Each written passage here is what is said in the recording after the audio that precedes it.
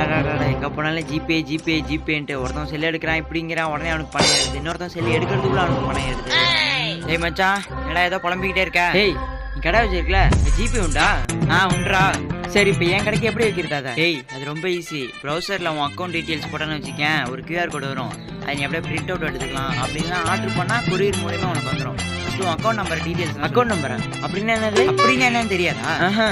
டேய், 10வது வரைக்கும் என்னோட படிச்சிருக்கடா. டேய், அது வேற இது வேற, அது இது ஒன்றா சக்கதா. இப்போ என்ன பண்ணணும்? போய் அக்கௌண்ட் ஓப்பன் பண்ணிட்டாடா. ஓகே, போயிட்டு வரேன்.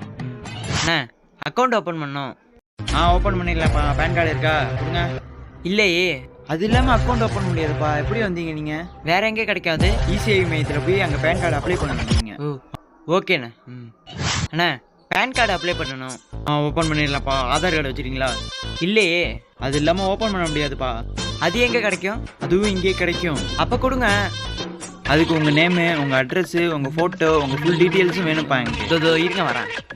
டேய், பேங்க்குக்கு போனால் அவன் ஒன்று கேட்கறான், அவன் இன்னொருத்தங்கிட்ட அனுப்பினா அங்கே போய் கேட்டால் அவன் இன்னொன்று கேட்கறான். இதெல்லாம் சரிப்பட்டு வருது. நீ வச்சிருப்பில்ல அந்த அட்டை, அதான் கட்டமாக போட்டுரும்ல, அந்த QR கோடு என்கிட்ட கொடு. நான் எங்கள் கடையில் வச்சுக்கிறேன். அப்படியே பணம் எனக்கு ஏறிடும். நான் ராஜா பாக்குத்த மாதிரி வியாபாரம் பார்ப்பேன்.